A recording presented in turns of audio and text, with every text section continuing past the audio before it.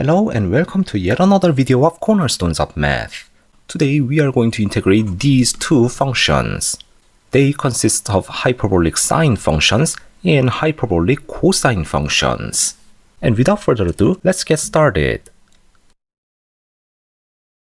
Let's start with the first problem, integral of hyperbolic sine 2x times hyperbolic sine of hyperbolic sine x dx. In order to find this integral, we need to apply certain hyperbolic identity first. Here, we apply the double argument formula for hyperbolic sine function, which is that hyperbolic sine 2x equals 2 times hyperbolic sine x times hyperbolic cosine x, which is pretty obvious from the definitions of hyperbolic functions. Then the integral becomes 2 at the front, then integral hyperbolic sine x times hyperbolic cosine x, then hyperbolic sine of hyperbolic sine x dx.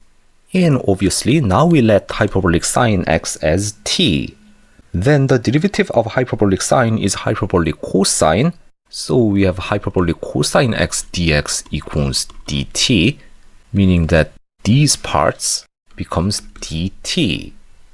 And this part is t, so the integral becomes 2 times integral t, and this part hyperbolic sine t, and remaining part dt. In case you studied similar cases with trigonometric functions, you may have already realized that this is the part where we have to use integration by parts. So letting u equals t and v prime equals hyperbolic sine t, we have u prime equals 1, and the antiderivative of hyperbolic sine is hyperbolic cosine, so v equals hyperbolic cosine t. So we have 2 times uv, so t hyperbolic cosine t minus integral u prime v, so hyperbolic cosine t dt, which gives 2t hyperbolic cosine t minus 2 times the antiderivative of hyperbolic cosine is hyperbolic sine, so hyperbolic sine t plus constant c. So applying t equals hyperbolic sine x, we have 2 hyperbolic sine x hyperbolic cosine hyperbolic sine x minus 2 hyperbolic sine of hyperbolic sine x plus c.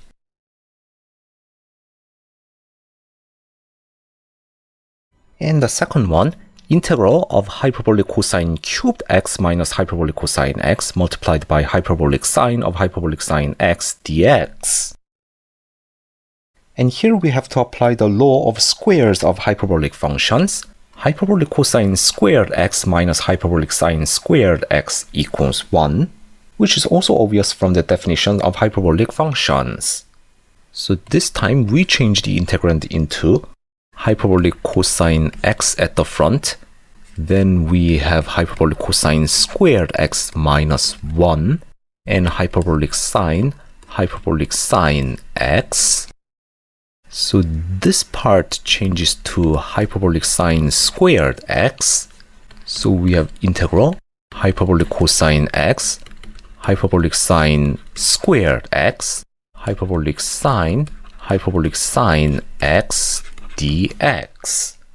And this is the form we can apply the substitution hyperbolic sine x equals t. So this is t squared, then cosine x times dx equals dt, so the integral becomes t squared hyperbolic sine t dt. And now we apply integration by parts with u equals t squared and v prime equals hyperbolic sine t, meaning that u prime equals 2t and v equals hyperbolic cosine t. So we have uv, so t squared hyperbolic cosine t minus integral u prime v, so 2t hyperbolic cosine t dt. Here we apply the integration by parts again, now with u equals t and v prime equals hyperbolic cosine t, meaning that u prime equals 1 and v equals hyperbolic sine t. So now we have t squared hyperbolic cosine t, then constant 2 at the front, and uv t hyperbolic sine t minus integral u prime v, so just hyperbolic sine t dt. So we have t squared hyperbolic cosine t minus 2t hyperbolic sine t, then plus 2 hyperbolic cosine t plus constant c.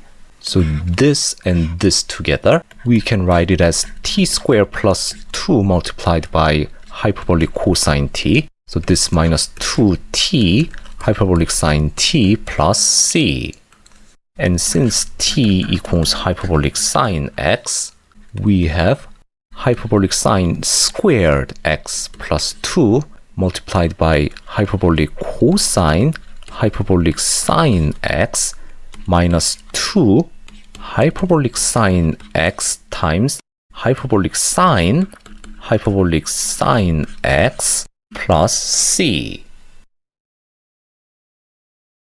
And that's all for today's video. Thank you all for watching. Please don't forget to hit that like and subscribe buttons if you enjoyed this video, and I will see you in another video.